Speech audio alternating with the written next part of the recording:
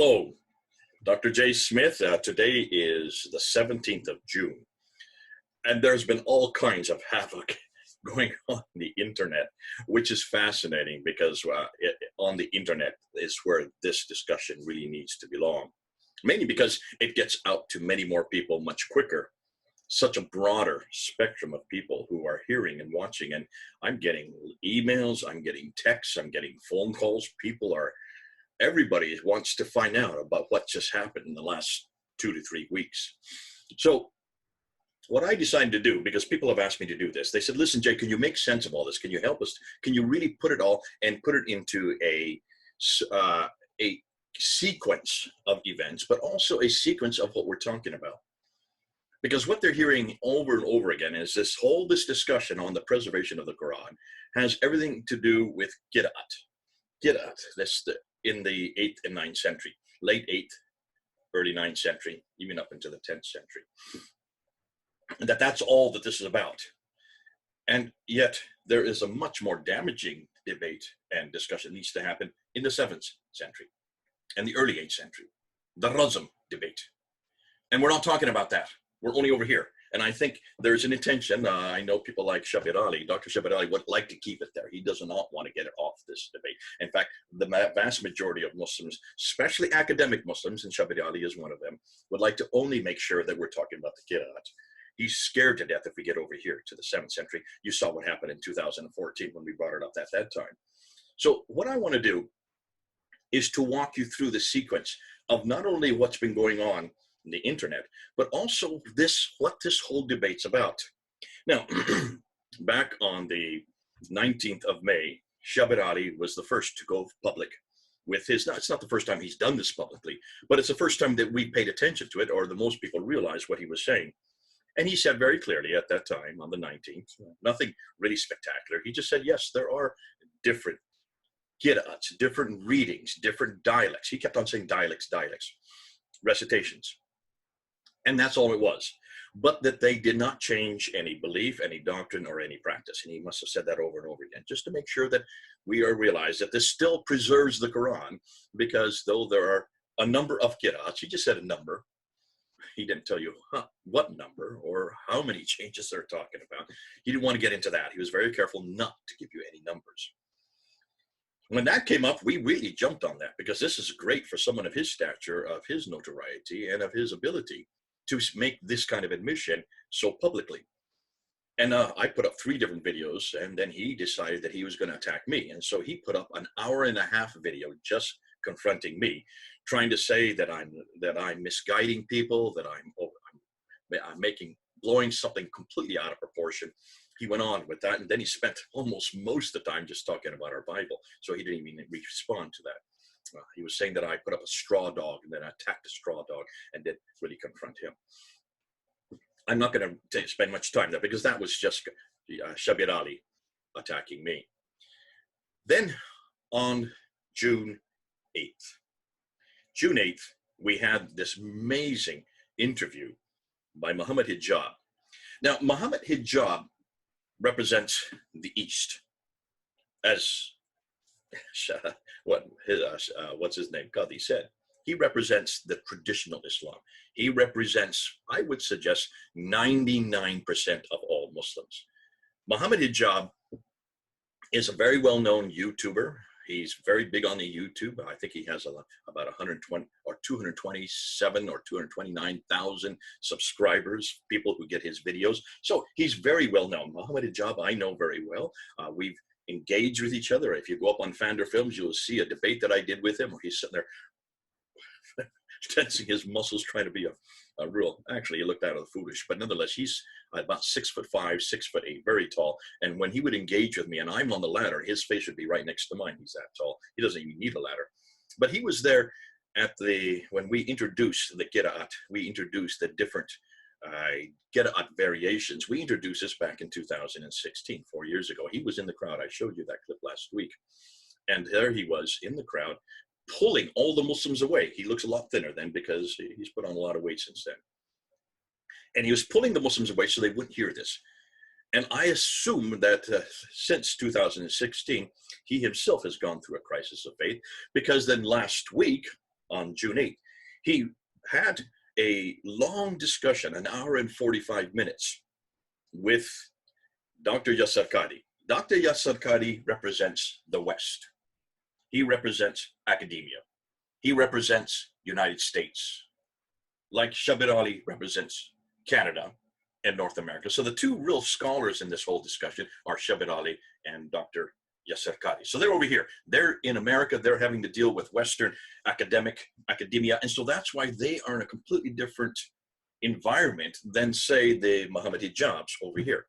The Muhammad Hijabs, they are really in the traditional area, or the orthodox view of Islam. Now, Yasir Qadhi will say he's orthodox, so is Shabir Ali. They would all claim to be orthodox, but I'm trying to make this distinction so you can see why this debate that happened a week ago became so explosive. Because these people are here, and I would suggest that 99% of Muslims are in this world. And the Muhammad Hijabs represent that group of Muslims, and they are very clear that the Quran has always been preserved. They are very clear that the Quran we have in our hand today, this book right here, is the exact same book, every word, every letter. Even some would claim even every dot. Now, not all of them do, but someone would claim certainly all the letters and all the words are exactly the same as that which exists in heaven, and the Quran makes that claim in chapter 85, verse 22, that was sent down to Muhammad between 610 and 632, and the Quran makes that claim in chapter 15, verse 9. So they would have to follow what the Quran says. The Quran makes that claim itself, that it's being guarded by God, and that Allah guards it so that nothing can be changed, so there is no human intervention. They have to make that claim. They have to make that claim. Can you see the dilemma for those in this camp over here? They have to hold to that claim, and they dare not find anybody who changes that. So when Shabir Ali and Yusuf Qadhi over on this side, in that interview, especially the one that between Hijab, well, the only one between Hijab and Qadhi on June 8th, when he said, by the time that it's an hour and 45 minutes long, you're not going to see the whole interview, but nonetheless, when you get to an hour and 21 minutes, that's when the rubber started to hit the road, because then he turns to Qadhi and he says, all right, which one of these qira'ats are the official Quran? Which one is the one that was revealed to Muhammad between 610 and 630? Which is the qira'at that was actually written down at the time of Uthman in 652? He wanted to know. He put his hand out twice to ask him, what would you write here? What would you write here? Which one of these? So what is he talking about? And so most of you are asking me, what is he referring to? What is this qira'at? What is it all about? So I'm going to help you. I'm going to show you what the official word is, and I'm going to go and actually look at it right now. So let's go up and let's look at this list of names.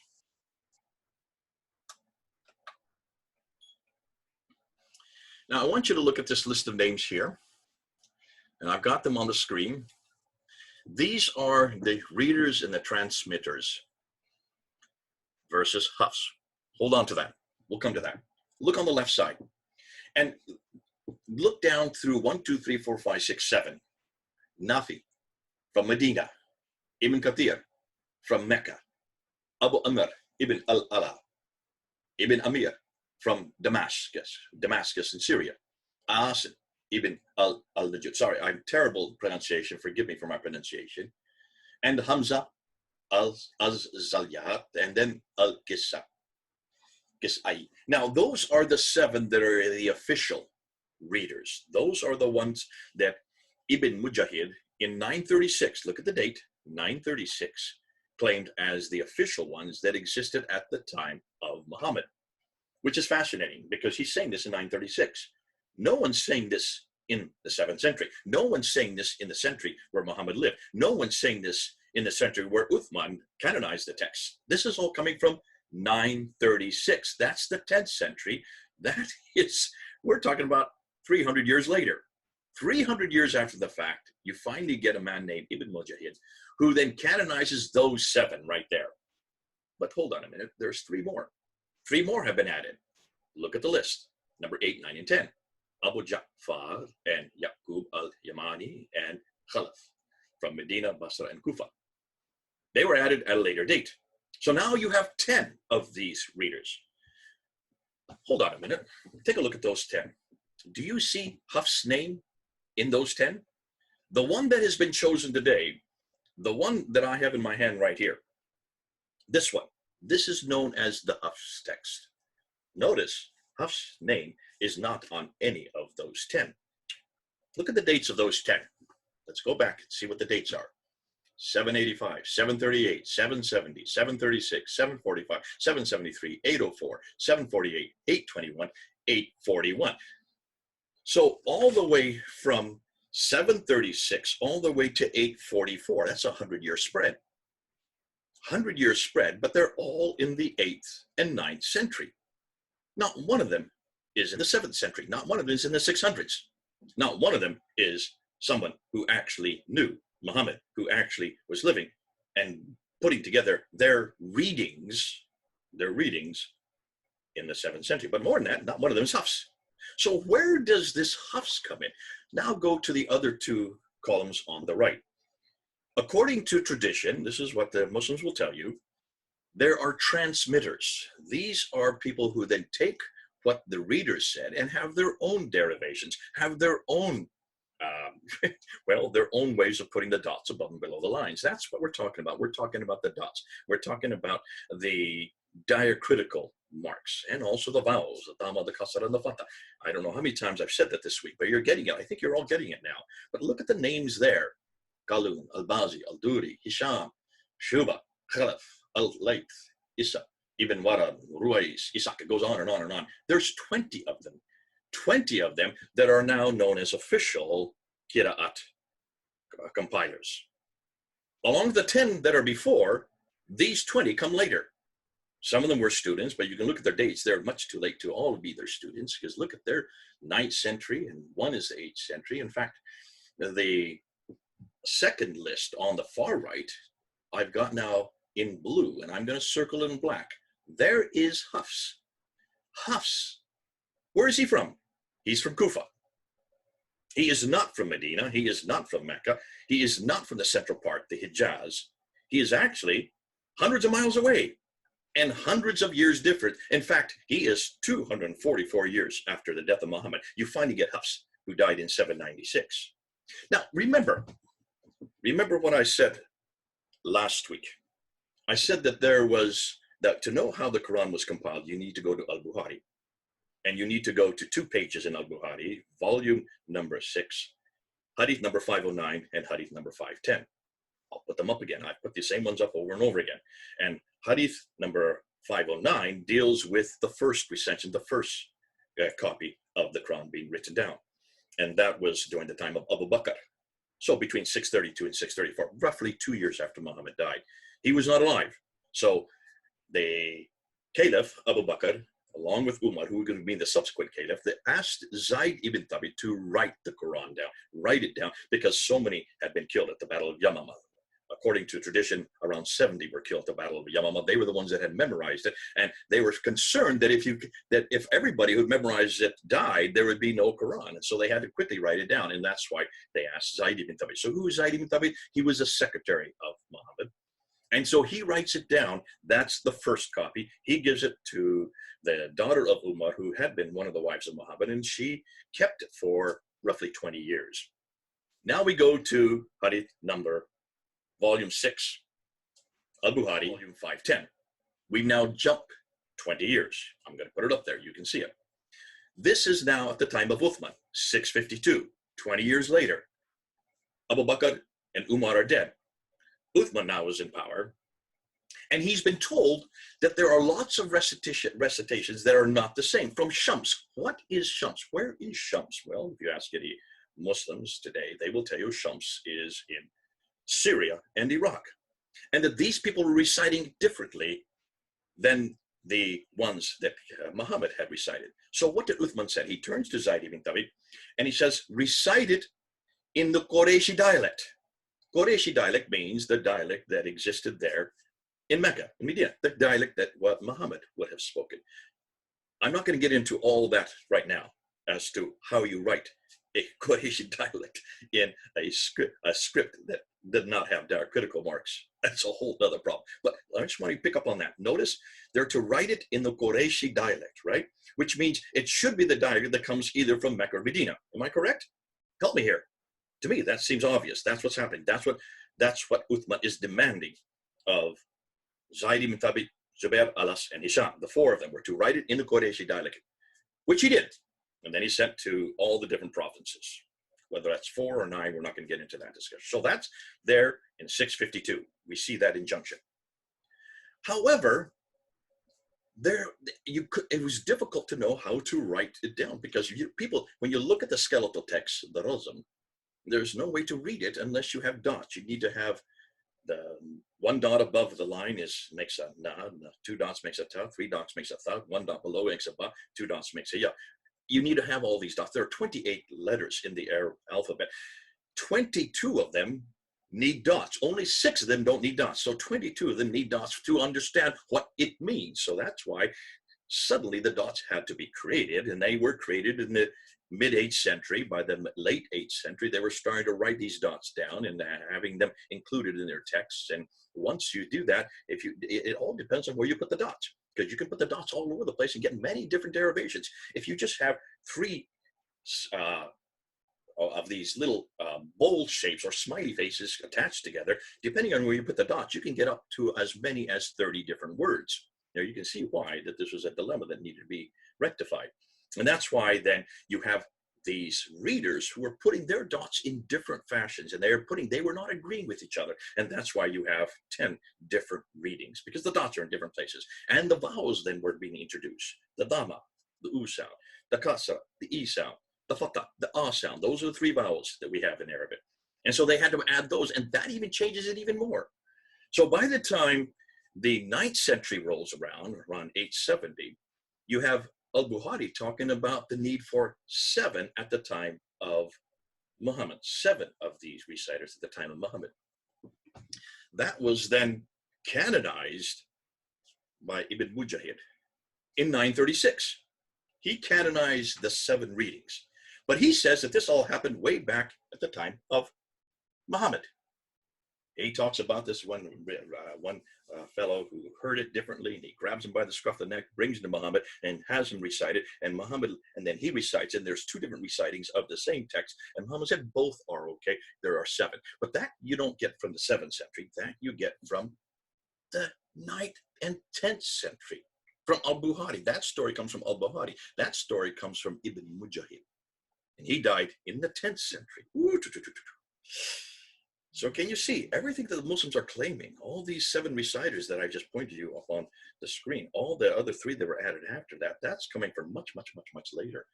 They're assuming this is what Muhammad said, but is there anything in the 7th century that says that these recitations were created or were given sanction by Muhammad? Is there anything that Muslims can show us today that this actually existed, that this actually took place in the 7th century? Nada, not a thing, nothing.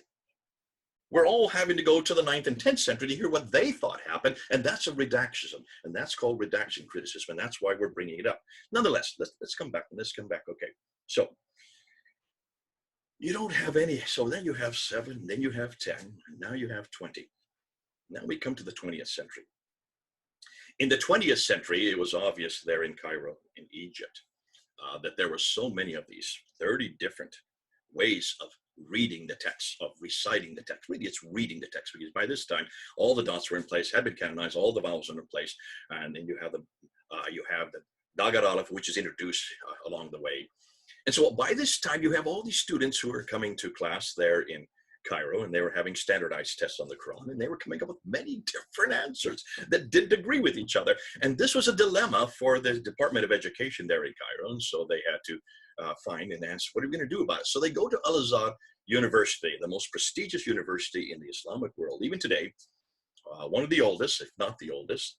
And they go to one man. His name is Muhammad al-Husayni al-Haddad. Muhammad al-Husayni al-Haddad. He's living in 1920s. And they asked him in 1924, could he choose one of these qira'at? Could he just choose one of them rather than these 30 that existed? Could he choose one? So he does. Now, If I were him, I would have gone back to al-Bukhari to find out where he should have gone. If I were him, I would have gone back to read what was actually being said there in al-Bukhari, volume 6, hadith number 510. Because if he just looked at his own traditions, the traditions are very clear that it must be a dialect from the Quraysh. It must be the Qurayshi dialect. Remember I just said this about 5 minutes ago? Isn't that very clear? Look at, you can read it. I'll just put it up here. Look at this. It must be from the Qurayshi dialect, which means it must be from Mecca, Medina. What did Muhammad al-Husayni al-Haddad do?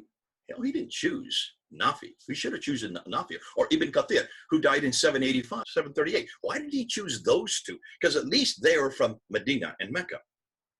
No, he didn't even choose any of the 10 readers. The most important ones are the first 7. He didn't choose any of those 7. Did you notice? Not one of those 7 were chosen by him. He didn't go to the subsequent 3 readers. These are the major guys. These are the first of the reciters that were the most canon. These are the canonical ones that Ibn Mujahid was talking about. These are the ones that al-Bukhari is referring to. He didn't go to any of those. He went to way over to the right. Look at the last list. He went to a guy named Hafs, died in 796. He was nothing more than a transmitter. Not one of the major readers. He was only of a transmitter. And he did not come from Mecca or Medina. He came from Kufa, which is just south of Iraq. He came from Shams. Isn't this the whole thing why Uthman said, do not, we're having all kinds of differences coming from Shams, therefore we need to get one standard text that comes from the Qurayshi dialect. Isn't that what he said in al-Bukhari? That's what I'm sitting there shaking my head. Are you listening to this, Muslims? So why in 1924 did Muhammad al-Husayni al-Haddad choose a guy named Hafs? And as we're finding, there's lots of problems with Hafs. There's much more than I'm bringing out now. I'm just encapsulating because I want to talk about this problem. Why does he choose a dialect that's not even the Qurayshi dialect, someone who comes from hundreds of miles away and died in 796? He should have taken one of the original readers of anything. He should have taken either Nafi or Ibn Kathir. No, he chooses Hafs. But now that they have Hafs, they took all the others, the other 29, or we now have 37 of them actually, but now 289 of them, and they dumped them into the Nile. That was in 1924. By 1936, you've heard me say this before, they had made some little changes here and there with the Hafs. Even then, there are some changes there between the Hafs. By 1936, then, they decided that this was so successful by having just one derivation, just one combination of these qira'at, that they decided to make it, that Hafs, the standard for all of Egypt. That was so successful that by 1985, King Fahd, there in Saudi Arabia, where supposedly Muhammad was born and grew up. That's a whole nother question. But anyways, 1985, he decides and looks and sees what's happening in Egypt and sees how successful that model is with Egypt. He says, we're going to make this guy, Hafs, from Kufa, who died in 796. Not from my own country. He's not even from his own country. I don't know why Fahd didn't think that through, but maybe his scholars didn't let him know that little tidbit. We're going to let this guy be the official text for all the world. For all the world. So that this is now the Hafs text. 35 years ago, it became the official text. A guy who's not even from Mecca, from Medina, not even from Arabia, now Saudi Arabia, from way over in Iraq. I love that. This is exciting. So that's why Muhammad Hijab came up to Al-Qadi. Muhammad Hijab over here in the eastern part of Islam, that is the 99%. And he's asking Al-Qadi, you're the scholar, you're the academic, which of these 30 should we really be going to? Should we be going to Hafs? Should we really be going to Ra or Ibn Jumaz? Or why don't we go to Nafi and Ibn Kathir? Those are the bigger ones. Those are the ones that he just wanted to say, which one are you going to write here? Which is the one that Uthman asked? And I would have, if I was Ibn Qadi, if I was just al-Qadi, I would have said, well, at least go back to the Meccan and the Medinan one. At least choose that one. After 25 minutes, he still couldn't respond. Oh, yes, he did respond. Hold on a minute. He did respond. What was his response? They're all okay. Every one of them is the Quran. All 30 of them are the Qurans. All 30 of them? Have you looked and seen how many differences there are? Hatun Tash, Who's Hatun Tash? She has no degree. She is nothing more than a Turkish girl who was part of our team. She works with me. I work with her. I just did a live stream with her this week. Hatun Tash was on the ladder with me for 3 years. We were on the ladder together at Speaker's Corner. She and I were the ones that introduced this way back in 2016. Hatun Tash, God bless her. She has and her team have now gone around and they've looked at just 23 of these 37 that she now has, these 37 different qira'at, these different derivations that are from the 8th and 9th century, late 8th, early 9th century. And just with looking at 23 of them, she's already found 93,000 differences. 93,000 differences. And that's going to continue to grow and grow and grow. But that's the qira'at differences. That's the ahruf, the dialectical differences that are all compared with Hafs. She does all these, comparing them with Hafs. Hafs, why? Because he is the one that's been chosen by King Fahd. That is the official one now as of 1985. So that discussion was going on, and it was causing a huge havoc last week on the internet. Then we come to Friday of last week. Friday of last week, so we're talking about the 12th of June. My good friend Adnan Rashid gets interviewed. God bless him. Adnan, if you're watching, I'm so glad that we're good friends, because what you did on Friday really helped me out.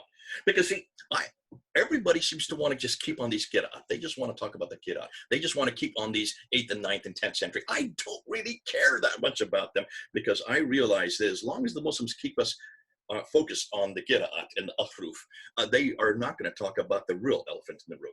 Well, Adnan Rashid gave us a real favor. He did us a real favor, because he was asked this question: what would you have done in Qadi's place? If you were sitting there as Yasir Qadi, what would you have said to Hijab's question? And Adnan Rashid said, I would have showed him the Birmingham Folio. I would have shown him the Husseini manuscript. Thank you, Adnan Rashid. You have finally brought it back. And actually, Adnan Rashid is correct. He should have, and Al-Qadi should have gone back to the Birmingham Folio. He should have gone back to the Husseini manuscript. Because that really is where the battle should be fighting right now. And the Al-Qadis and the Shabir Alis need to fight that battle. What are we talking about? So if you take a look at the Husseini manuscript now, Adnan Rashid was making all kinds of claims, but he spent the first 5 to 10 minutes calling me and many others like me liars, liars. He said it 15 times. You're liars, they're liars, they're liars. They don't know what they're talking about. They're liars. He yelled it. It was fascinating. I counted 15 that he called us liars. But he didn't say what we had lied about. He didn't tell us what we had lied. All we were doing was daring to ask this question about the qira'at. And he says what he should have done is gone back to the manuscripts, the earliest manuscripts. Yes, exactly. You need to go back to the earliest manuscripts. This is what I showed Shabir Ali back in 2014. 6 years ago, I showed him this, and he was not able to answer that question in that debate. Still hasn't been able to answer that question. Because when you go back to those manuscripts, there are no qira'at. There is no qira'at or ahruf in those manuscripts. There are none because there are no dots. Oh, some dots have been added later on. But originally, when they were written, there were no dots. There's no dama, kasra, fatah. Oh, some have been added later on. In fact, you'll see there's one called bimithli that has been added later on. But there's no dots in these, not in these earliest. These are razm, consonantal, skeletal text. These are the earliest ones. What are they? Well, there's 6 major ones. There's other smaller ones. You have the Topkapı, which is the one that's there in Istanbul. You have the Samarkand, which is in Tashkent, Uzbekistan. You have the Ma'il, which is in the British Library in London. You have the Petropolitanus, which is in the Bibliothèque Nationale in Paris. You have the Husseini manuscript that Adnan's talking about, which is there in Cairo. And then the most exciting one is the Sanaa manuscript, the one that Al-Fadi is doing his doctoral thesis on. That's the most exciting because it's the oldest. It's the oldest, but not. When we say manuscript, we're not talking about a complete Quran. None of them are complete. None of them are complete. And none of them are from the 7th century. Not one of them is from the 7th century. Not one of them is from the time of Uthman. Not one of them is from the time of Uthman. That was well known. We've known that since 2007 when Tayyar Altıkılıç and Dr. Dr. Ekmel Nisanlu made that pronouncement in 2007, these two Turkish scholars who were the first ones to actually investigate and do forensic testing on them for 5 years, from 2002 to 2007. So they made it very clear that none of these major manuscripts, the 6 ones, are from the time of Uthman. None of them. None of them from the mid-7th century. And that they all start to appear in the late 7th century after Abd al-Malik, most likely, but they go up until, all the way up until, according to the Husseini, according to Francois de Roche, he puts the Husseini one in the 9th century. And there are many scholars that would probably agree with him. Altokulich puts it in the 8th century. Nonetheless, these are the earliest, and that's why they don't have any dots on them. Well, some are later on, but they don't originally have any dots because dots had not been created that early when they were written. So here we go. I love that Adnan Rashid went to do that, because now we're getting back to where we should be talking about. And this is where hijab and al-Qadi need to go to. This is the discussion over here in the 8th and 7th century, the 7th and early 8th century, that we really need to talk about.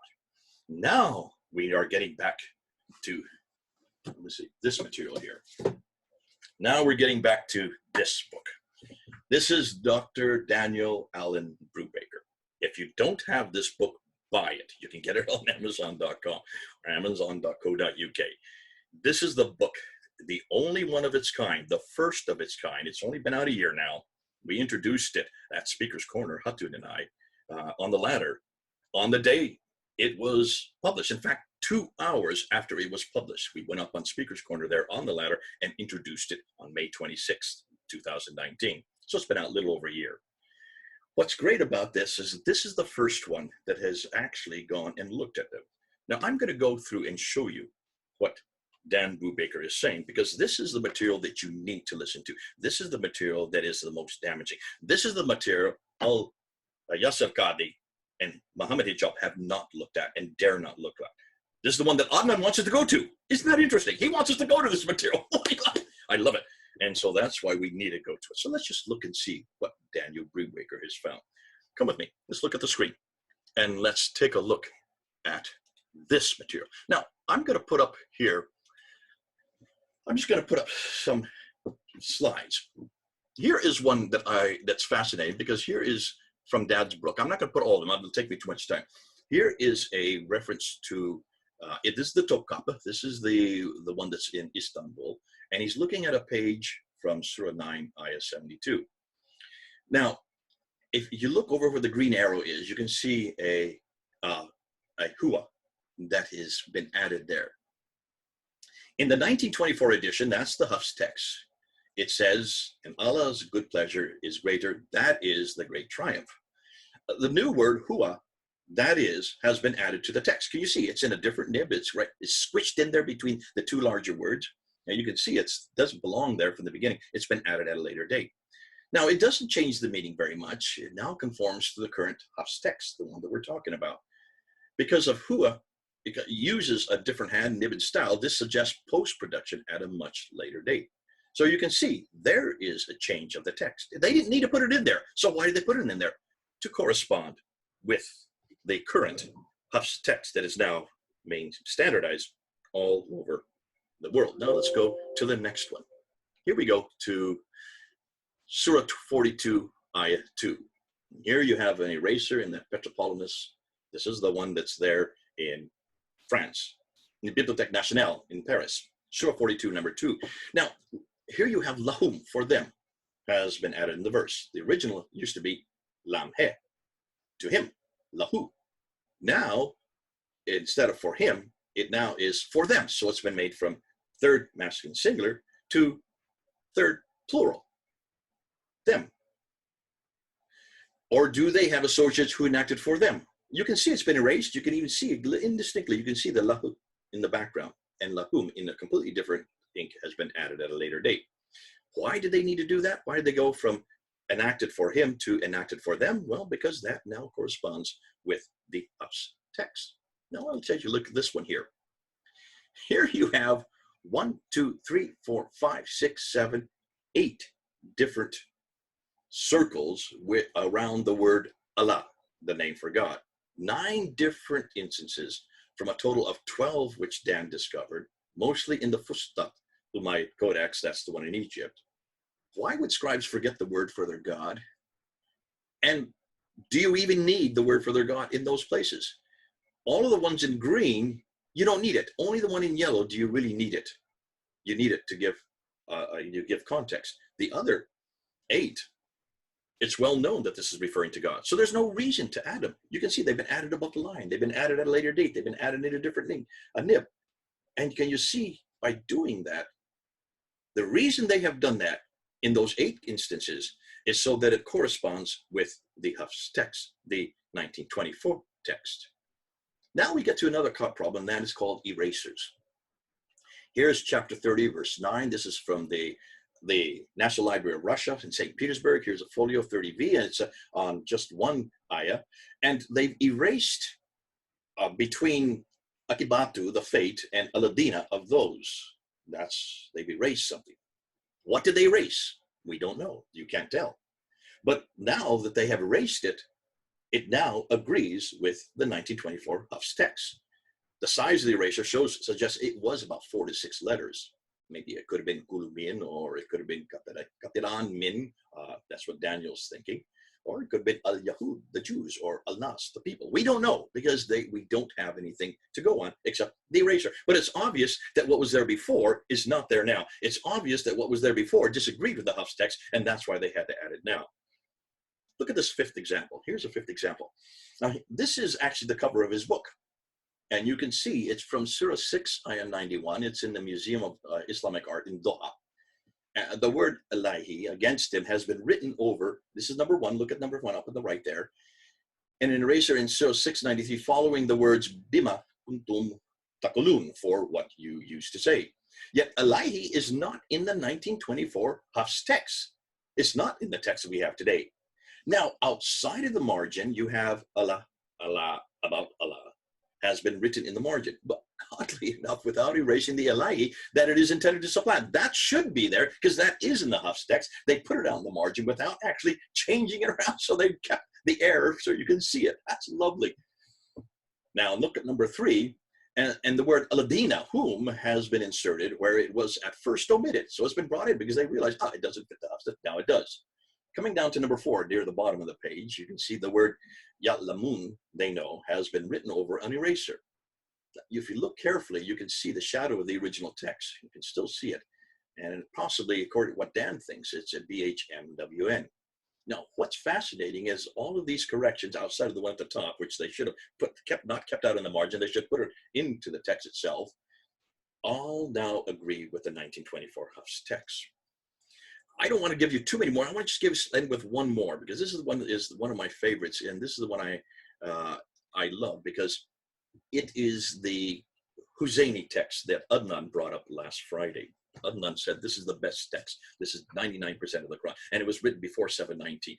You can go up on Islamic Awareness website. You'll see it's part of their list of 63 fragments that they have to amalgamate to get all over the place to find a Quran that's from that's 96% of the Quran by 790. So this is part of it. Boy, did he lie on that. Look up on Islamic Awareness website. It is not there. If it was there, it would be 99% of the Quran. They don't need the other 63. They could have just gone with that, because that's even more than what they're claiming. Nonetheless, what he did realize also is that the Husseini text manuscript has an enormous number of coverings, lots of coverings. Here's one, and I just want to give you this example. This is from the Musaf al-Sharif, their Husseini text there in Egypt. Surah 2, Ayah 191 to 193. I count 1, 2, 3, 4, 5, 6, 7, 8 different coverings on one page. When you look at that page, it's almost impossible. Well, it's not quite impossible, and it's almost impossible to read because there's so many coverings. It just looks like chicken scratches by the time you're finished.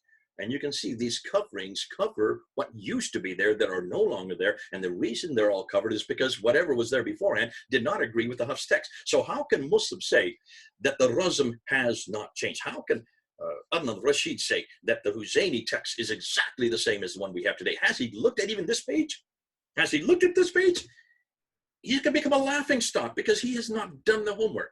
Now, I don't expect that the Muslims over here on this side, the ones like the Hijabs and the Adnan Rashid, to have done this kind of homework. They are not academics. Listen, I understand that. Adnan Rushin does not have a degree in this area. I don't know what degree is, but Al-Qadi, Yasser Qadi does have a degree. He has a doctorate. So does Dr. Shabir Ali. They both have doctorates. They live here in the West. They cannot walk away from this kind of evidence. This kind of evidence that Dan Brubaker is finding, this kind of evidence that you're going to now see, because Dan Brubaker wrote this book a year ago. He's coming out with a brand new book this month. Hold on. This is going to be another set. Because these 20 that he has listed here are just 20 of 4,000 that he has found. And these 4,000 variants have nothing to do with Girat over here. They have nothing to do with the 8th and 9th century. These are from the 7th and 8th century. These are the Razm variants. These are much more damaging. And this is where the debate needs to go. And this is where Yasser Qadi has not looked at. And this is where Shabir Ali refuses to answer. After 6 years, he still will not look at what I introduced to him there in Toronto in September of 2014. Yasser Qadi, Shabir Ali, you've got to answer what Brubaker is coming up with. You've got to look at the Razm, skeletal consonantal text, because those consonantal texts, those Qurans, are not the same as the Quran we have today. They do not parallel this Quran. So do not tell me that you have a complete Quran that goes all the way back to Uthman. Now, thank God for Dan Brubaker. He's now just as of yesterday, put up his own YouTube site. And it's called Quran Variant. Isn't that convenient? Quran Variant. Go up and look at it. He's only put up one video so far. It's only been up one day, and already 4,000, 5,000 people have watched it. This should run and run, because he's going to be putting up more videos just looking at all these variants. These are Razm variants. These are the earliest variants. These are not Girat. These are not anything to do with Ahruf. This has nothing to do with dialectical differences. This has nothing to do with recitation. This has nothing to do with readings or transmittings. This is the actual germinal text. Now, so that's number 2. Number 3 is something I want to get to. And this is something I am waiting for. When we were on the ladder there a year ago, introducing this book, Mansour Ahmad, who has been at Speaker's Corner for I don't know how many years, probably decades, one of the most prolific speakers down there, got up and put his ladder next to ours. He didn't ask for permission, he just did it. And he tried to desperately to try to confront these. But then he said something he shouldn't have. He then said, listen, Mr. Smith, we don't care about these, what he called scribal errors. These are nothing more than scribal errors. He said, we can trace a textual history of the Quran all the way back to, he first said Muhammad, then he quickly corrected himself, said Uthman, 652. A textual history of the complete Quran all the way back to 652. A textual history of the entire Quran. He said that a little over a year ago. Yeah, about 20 cameras picked it up. I've got it on mine, and you'll see I've got it now. We filmed it, and I've been showing this around the world. And I remember turning on to him, and I said, okay. Hatu and I were together, and I said, Mansour, are you saying that you can give me a complete Quran by the time of Uthman? Can you show it to me? Where is this 114 surahs? I don't want one snippet here. I don't want 2 folios that you have now been able to find that are radiocarbon dated, that we are now finding are causing all kinds of problems. That's why, because the radiocarbon datings are so inaccurate. But I don't want that. I want a complete Quran by the time of Uthman, because you're the one that's claiming that. You can trace it all the way back to Uthman. 652, 114 surahs. Where is it? He was quiet. So I said, well, what about the 7th century? I'll give you 699. Can you show me anything that goes up to 699? He was quiet again. Then he turned on me and said, you're not listening to what I said. I said, okay, what did you say? Repeat what you said. We can find 97% of the Quran, he said, by the 1st century Hijrah. That means AH, which means from 622 up to 719. I gave him 721. I gave him 2 extra years. So from 622 up to 719, that they can find 97%. Go up and see what he's talking about. You need to go up on Islamic Awareness website, and you need to go where they have all these manuscripts. And they are the ones that house them all. And he's one of the writers for the Islamic Awareness website. And so therefore he should know what he's talking about. So I went up and I looked, and I found out that he doesn't, there is no one manuscript. There's not even one from the 7th century complete. That's from the 7th century. He's talking about fragments. 63 fragments, of which the Husseini is not one of them, of which the Topkapi is not one of them.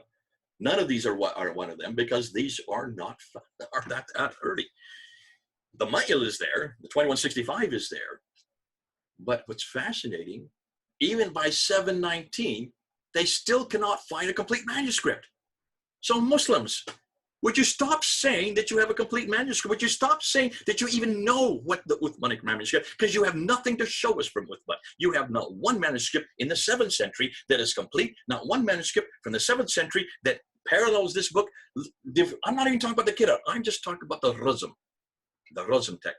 And even the ones that you do have, the 6 major ones you do have, from the 8th and 9th century, Dan is now destroying you because they are not complete. They do not have the same Razm that we have here. So who has done this work yet? Who has done the work of looking at the Hafs text, the Razm, not the Kitab, forget about the Kitab, just looking at the skeletal text, the consonantal text, and compared it with the Topkapi, with the Samarkand, with the Ma'il, with the Protopolymus, with the Husseini, with the Sana'a manuscript? Who has done that yet? We're doing it. Hold on to what we're going to tell you. This is yet to come out. Ooh, this is yet to come out. Folks, when you hear Muslims say that the Quran is preserved completely, they have to say it, especially those over here. They have to say it because the Quran says it. Because in chapter 85, verse 22, this is the Quran that is unfettered by human hands. This is the eternal Quran. What Qira'at they had in heaven, I don't know. Which one of the Qira'at is that in those preserved times? Remember, there was no Qira'at at the time. Well, according to Islam, it was never created. It's the uncreated Quran. But when it was sent down to Muhammad, Muhammad didn't have any Qira'at because he was just repeating it. He didn't write it down in his lifetime. Zayd ibn Thabit, his secretary, finally wrote it down in 632. But there was no Qira'at even then, even though Ibn Mujahid, who is talking about it from the 10th century, said there were 7. Where and what 7? Let's not even get into that. Because you can't even come up with one manuscript that has any Qira'at, that has any vowelization, that has any dots from the time of Uthman. In fact, you Muslims can't even come up with one manuscript from the time of Uthman. Where is this Uthmanic manuscript? So you're always asking us, where's our Bible? Where's our original Bible? Have we ever said we had the original? Have we ever made that claim? We've never made that claim.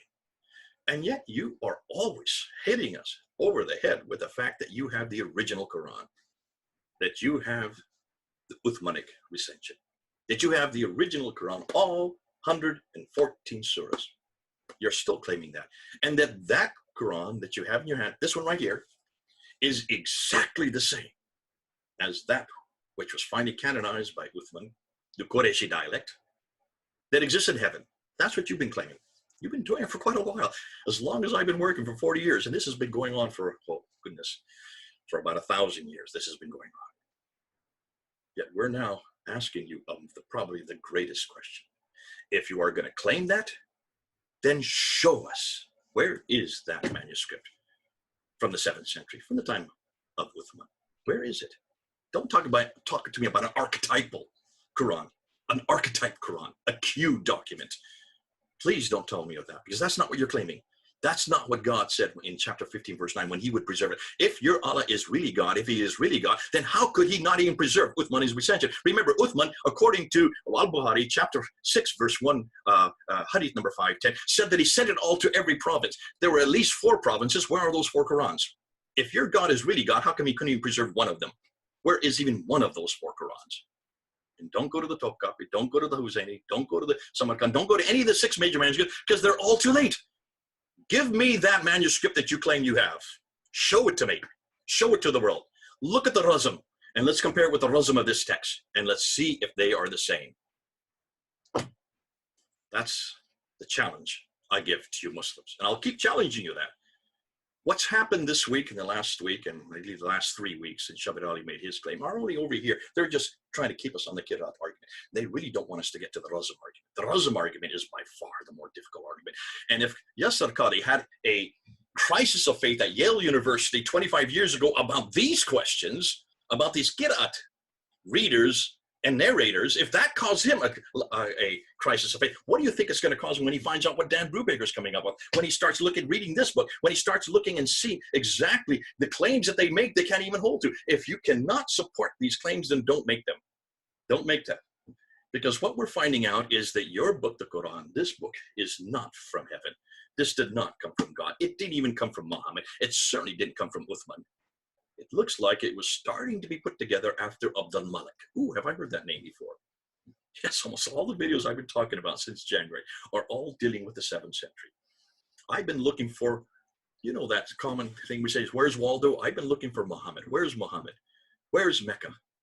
Where are these people called Muslims? Where is this religion called Islam? Where is this book called the Quran from the 7th century? That's all I've been asking for 6 months now. Where is your man? Where is your book? The book of the man, the book of the man. You claim that you have the book. You claim you have the man. You claim that the book is the Quran. You claim the man is Muhammad. You claim that they lived in Mecca, that they were called Muslim, that they belonged to a religion called Islam. And you claim that that he received this book from 610 to 632. And you can't support anything you've just claimed, because everything you're going to tell me are from the 8th, 9th, and 10th century. Please stop talking about the 8th, 9th, and 10th century. I want the 7th century. I want this book that you're claiming. Even the text that we are looking at from the 8th and 9th century, they still aren't even equal. They don't parallel each other. They are not complete. And all of them have hundreds, sometimes thousands of variants with this book. That's what Dan's showing us. That's what your own scholars have shown you. Whew, I've said quite a bit. I hope that all makes sense. In the last 2 weeks, we have just been talking about the Gerat. Now we're moving over to the Razm. And it's this material that I want to hear you Muslims refer to. I want to hear you Muslims persuade me that you do have this book that's complete from the time of Uthman, that I can look at in my hands today. That's exactly the same as the one I have that you chose in 1924 from a man who's from Kufa. You didn't even choose the right city. You didn't even choose the right country. Oh dear, oh dear, oh dear. Anyhow, can you see why we're still asking what we're saying? We're going to continue asking. Please stop calling us Islamophobes and Islamic haters. We're not Islamophobes. We're not Islamic haters. We're asking a perfectly good question, because the same question was asked of our Bible. Where do you think all these different criticisms come from? The same question was asked of our Bible back in the 1800s. Did we call anybody Christianophobes for asking those questions? Did we threaten people, call them haters for asking those questions? No, we encourage them to ask questions of the Bible. First of all, we don't make the same claims. We never made the claims that you Muslims have made about your Quran. This is not eternal. Well, it's written by men. We know whose names they are. We put the names on them. Sent down? No, it was not sent down. Revealed, yes, and inspired by God, but each one of those men wrote in their own styles. And yes, we do have 4 Gospels, not 30 like you have. We have 4, and they all agree. Oh, they say it different ways, but they all agree about what Jesus said and what he did. Has it been changed? Yes, we would admit there are changes. We know where they are, and that's because we've done our homework. We even warned the reader, be careful of these verses. There's about 40 of them, just 40 of them that we're talking about. Be careful of them because they're not in the original, or should say the earliest Greek manuscripts. That's all we're saying. See, we don't make these same claims you make. Eternal, sent down, complete, and unchanged. We don't make that about this book. We never made that about this book. Now, no longer can you make that about this book. After what's happened the last 3 weeks, you cannot say that it was eternal. You cannot say that it was sent down. You cannot say that it was complete. And you cannot say it's unchanged. All of those have been destroyed in the last 3 weeks. But see, that's all you have to go on. But hold on a minute, I want to come back to this again. This is not the only word of God we have. And I said this 6 years ago, so this is not new for some of you. And remember what I said to Shabbat Ali. I said, this is not the only word of God we have. We have another word of God. He's called the Logos in John 1. His name is Jesus Christ, the Word of God. Is he eternal? Yes, he is. Was he sent down? Yes, he was. Is he complete? Absolutely. Has he ever changed? Not at all. And he's still waiting for every one of you to come to him. That's the Word of God, the eternal Word of God, the sent down Word of God, the complete Word of God, the unchanged Word of God. He never changes. And he's always asking for you to come on home, come on home, come on home to him. God bless you. I hope you get it now. I hope it all makes sense. Can you then understand why we are asking these questions and why this whole world is going topsy-turvy in the last 3 weeks? Finally, Muslim scholars over here in the Western world are finally admitting that they cannot stipulate, they cannot even answer, what about the preservation of the Quran? We don't have to answer that about our Bible, but we certainly do about Jesus Christ. If you really want the Word of God that is complete, unchanged, and eternal, come on home to Jesus Christ. God bless you. This is Jay, over and out.